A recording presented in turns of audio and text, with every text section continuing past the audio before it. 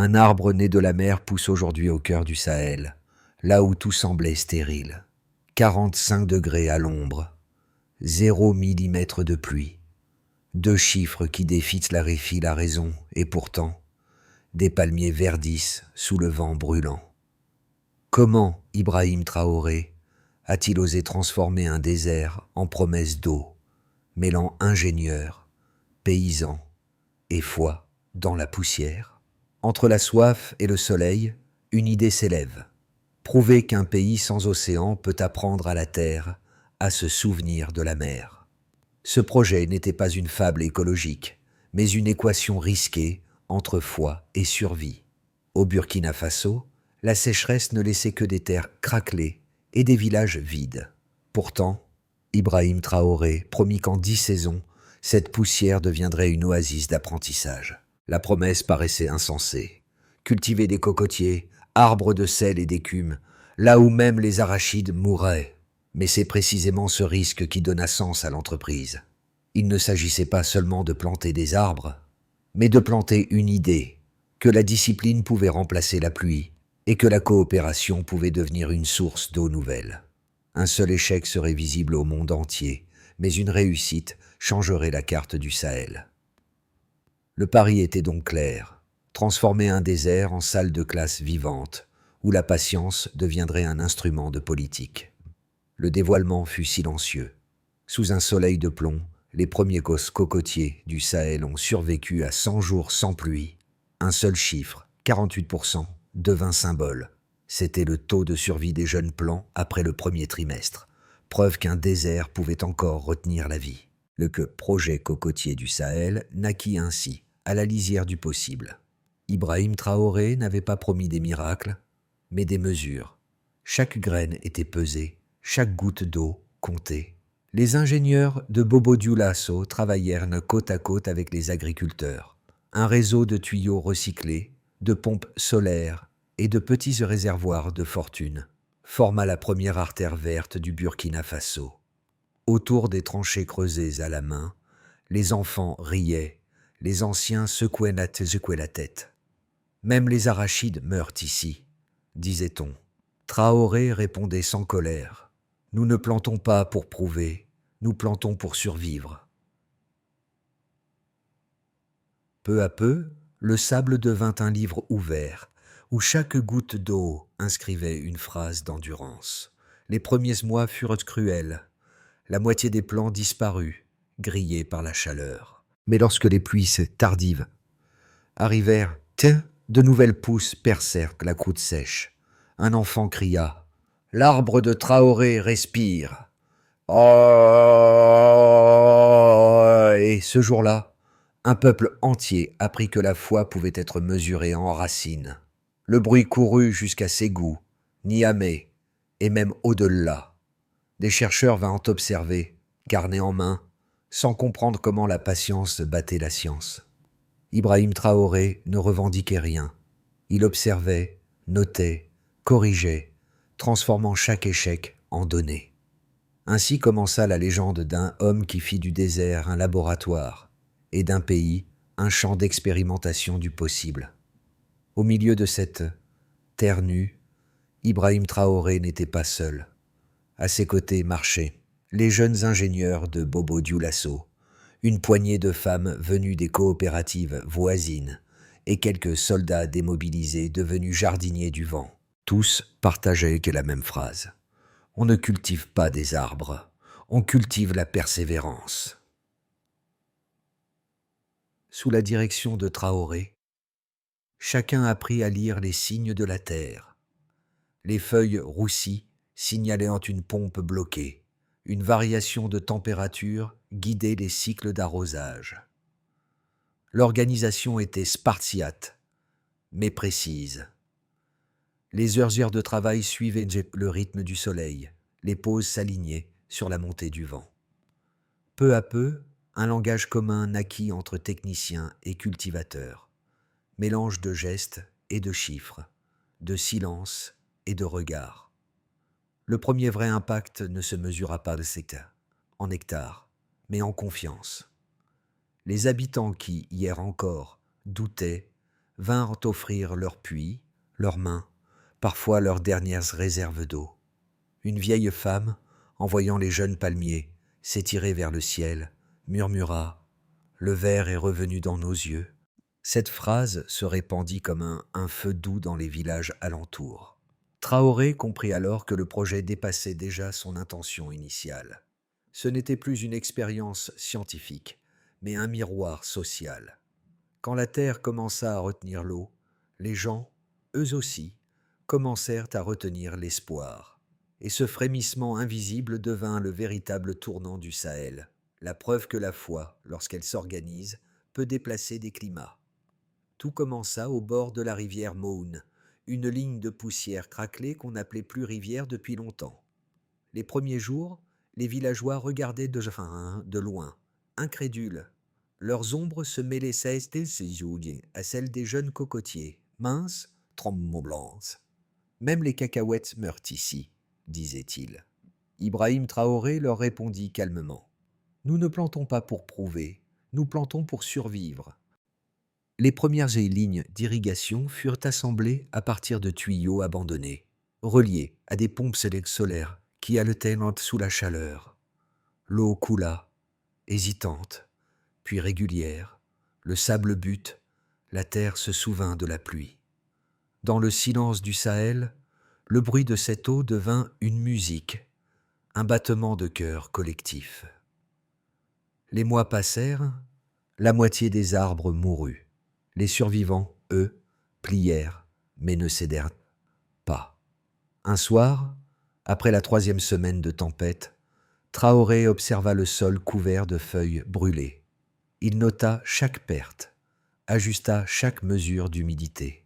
« Aucun échec ne sera perdu », écrivit-il dans son carnet. Et lorsque les pluies tant attendues tombèrent enfin, elles révélèrent l'obstination d'un peuple qui refusait de renoncer. Les nouvelles se propagèrent rapidement. Les habitants des régions voisines demandèrent à rejoindre le projet. Des ingénieurs nigériens et ghanéens visitèrent le site, prenant des notes, fascinés. Mais la vraie épreuve arriva plus tard. La 2e saison sèche frappa plus tôt que prévu. Les pompes tombèrent en panne, les réserves s'épuisèrent, et des dizaines d'arbres se flétrirent. La nuit, Traoré traversa les champs seul. Personne ne l'entendit parler, mais on le vit poser la main sur un tronc fendu, comme s'il priait la terre elle-même. Le lendemain, il donna un nouvel ordre. Ouvrir les canaux de secours, détourner chaque goutte d'eau vers les plans principaux. 3 semaines plus tard, contre toute attente, des pousses vertes réapparurent. Cette renaissance marqua un tournant. Les habitants cessèrent de douter. Ils savaient désormais que la survie n'était pas un miracle, mais un travail collectif. Des coopératives furent fondées, des ateliers ouverts à Bobo-Dioulasso pour transformer les fibres, les coques, les huiles. Les femmes pressaient, les enfants collectaient, les hommes réparaient. Le désert, autrefois muet, parlait enfin la langue de la persévérance. Dans chaque arbre, on voyait un symbole, celui d'un pays qui réapprenait la patience. Et au centre, Ibrahim Traoré ne se présentait jamais comme un héros, mais comme un témoin. Il disait simplement « La terre enseigne à ceux qui l'écoutent ». Ce jour-là, le Sahel n'était plus seulement une région aride. Il devenait une école à ciel ouvert, où chaque goutte d'eau était une leçon d'unité. Au terme de la 3e année, les chiffres commencèrent à parler d'eux-mêmes. 200 hectares de palmeraies s'étendaient désormais sur 3 provinces du Burkina Faso, et 42% des plans initiaux avaient survécu. Ce taux, impensable au départ, devint le nouveau seuil d'espoir pour toute la région du Sahel. Ibrahim Traoré appelait cela la mesure de la foi, car chaque pourcentage, disait-il, représentait non pas une donnée, mais une journée de lutte contre le vent, la chaleur et le doute. Les ingénieurs établirent un suivi rigoureux. Les capteurs d'humidité connectés aux pompes solaires enregistraient chaque variation du sol. Les jeunes techniciens, formés localement, mesuraient la teneur en sel, ajustaient la pression des conduits. En 2 ans, la consommation d'eau par plan fut réduite de 37%, tandis que la croissance moyenne augmentait de 15%. Ces chiffres démontraient là qu'il ne s'agissait pas d'un miracle, mais d'un modèle reproductible. Pourtant, Traoré insistait. Les statistiques ne devaient pas cacher l'essentiel. Derrière chaque ligne de données, il y avait un visage. Une femme tenant un seau au crépuscule, un enfant qui riait devant eux, une pousse revenue à la vie, un vieil homme traçant encore des rigoles dans la poussière. Chaque mètre carré de verdure était une victoire collective. Les chercheurs étrangers vinrent analyser les résultats. Un expert égyptien conclut : vous avez inventé une agriculture de réparation. Un climatologue nigérien ajouta : ici, la résilience se mesure en litres d'eau et en patience. Les rapports circulèrent jusqu'à Genève, où le projet fut cité comme exemple d'adaptation climatique. Mais Traoré, fidèle à sa méthode baseline, Delta, préférait comparer avant et après, plutôt que promettre l'avenir. Avant, 0,3 tonnes d'huile extraite par saison. Après, 2,5 tonnes, dont 85% réinvestis dans l'irrigation. Avant, 6 villages impliqués. Après, 22, et une chaîne de production qui générait ses propres revenus. Ces écarts, modestes en apparence, incarnaient une transformation profonde, un passage de la dépendance à l'autonomie. Pour le leader burkinabé, l'économie n'était qu'une conséquence. La vraie richesse, disait-il, résidait dans la capacité d'un peuple à gérer sa propre sécheresse. Ainsi, les chiffres ne servaient pas à prouver, mais à protéger. Ils garantissaient la continuité d'un rêve collectif contre le scepticisme du monde. Et quand la 4e saison sèche arriva, aucun arbre ne mourut. Les taux d'humidité restèrent stables, les sols plus sombres, la terre plus dense. À la question d'un journaliste, est-ce un miracle ? Ibrahim Traoré répondit simplement : non, c'était la preuve que la discipline peut remplacer la pluie. Les sceptiques n'ont jamais manqué. Certains voyaient dans le projet de Ibrahim Traoré un pari romantique, condamné à s'effondrer sous le poids du climat. Il rappelait que le Sahel perdait chaque année 200 000 hectares de terres fertiles et que les nappes phréatiques descendaient de 3 mètres tous les 5 ans. Aucun arbre tropical ne peut inverser cette courbe, disait-il. Leur argument semblait solide. Les cocotiers n'appartenaient ni à cette latitude, ni à cette mémoire écologique. Mais les défenseurs du projet avaient leurs propres chiffres et, surtout, leur propre terrain. Les analyses satellites montrèrent une réduction de 8% de l'albédo local, signe que la Terre absorbait mieux la chaleur et conservait l'humidité. Les puits communautaires, eux, ne s'épuisaient plus. Là où la logique scientifique prédisait la stérilité, l'observation contredisait la théorie. Traoré ne rejetait jamais la critique. Il l'absorbait.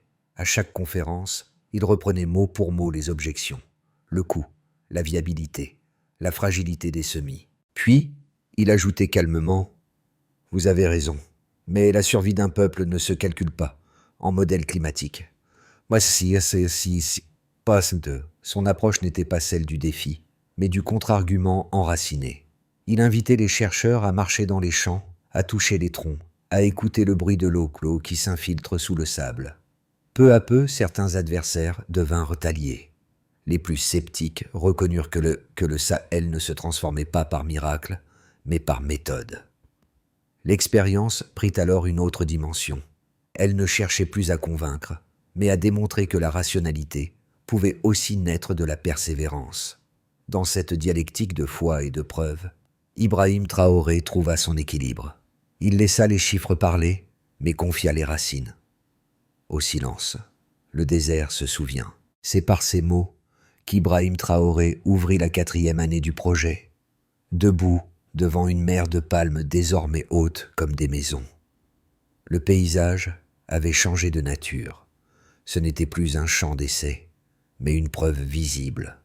Un vent doux traversait les allées, portant l'odeur de fibres et de sel. Les anciens qui autrefois doutaient vinrent toucher les troncs, comme pour s'assurer que ce ver n'était pas un rêve. Les enfants jouaient à l'ombre, riant chaque fois qu'une goutte d'eau tombait du feuillage. Traoré resta silencieux, observant les lignes d'irrigation serpenter à travers le sable. Il savait que la vraie victoire ne se mesurait pas en hectares, mais en continuité. Le Sahel venait d'atteindre son point médian, le moment où le possible cessait d'être un espoir pour devenir une habitude. À ce stade, le projet n'était plus un pari, c'était une méthode. Et dans chaque tronc de cocotier se cachait la preuve d'une idée devenue culture. Les conséquences dépassèrent de loin les frontières du Burkina Faso. En 4 ans, le projet cocotier du Sahel avait généré un changement mesurable pour 4 groupes majeurs: les agriculteurs, les entreprises locales, la nation entière et la région ouest africaine. Les agriculteurs. Avant, ils quittaient leurs terres à la saison sèche. Désormais, plus de 3000 familles vivaient du cocotier.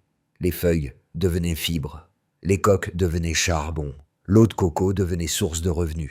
Dans plusieurs villages, les récoltes avaient triplé et la proportion de femmes dans les coopératives dépassait 60%. Ibrahim Traoré disait « Ce n'est pas la terre qui nourrit les hommes, c'est l'organisation qui rend la terre fertile. » Les entreprises locales. Les ateliers de Bobo Dioulasso transformèrent le projet en économie circulaire. Des presses manuelles furent modifiées pour extraire l'huile. Les déchets réutilisés en savon ou en compost. En 2 ans, 120 emplois directs et plus de 400 indirects furent créés. Les bénéfices n'allaient pas aux actionnaires, mais à l'entretien des puits et à la replantation. Une première génération d'artisans parla de prospérité sans migration, la nation burkinabé. Sur le plan symbolique, le projet devint une politique publique informelle. Des écoles utilisèrent les fermes comme support pédagogique. Les médias nationaux surnommèrent les palmiers « arbres de citoyenneté ». Le ministère de l'Environnement intégra les données du projet dans ses rapports climatiques. Plus surprenant encore, dans plusieurs communes, les comités d'irrigation remplacèrent les structures administratives absentées, instaurant une forme de gouvernance locale par la terre. Le niveau régional. Les délégations du Mali, du Niger et du Tchad affluèrent. Elles découvrirent un modèle d'autonomie reproductible sans subvention étrangère. Le projet fut cité par la CEDEAO comme étude pilote sur la régénération communautaire. Des ingénieurs israéliens partagèrent des techniques de micro-gouttes, tandis que des universités africaines mirent en place des formations inspirées du modèle burkinabé. À mesure que le Sahel verdissait, un changement plus profond s'opérait. La fierté reprenait racine. Les habitants disaient « Nous ne vivons plus contre le désert, mais avec lui ». Et lorsque les caméras étrangères parlèrent de miracle, Ibrahim Traoré répondit encore « Ce n'est pas un miracle, c'est un manuel ». Ainsi, chaque arbre, chaque chiffre, chaque sourire formait la carte d'un continent qui réapprenait à s'écrire lui-même. Le projet n'était plus local, il devenait le langage de la dignité africaine. À l'aube de la 6e année, Ibrahim Traoré convoqua ses ingénieurs et coordonnateurs communautaires.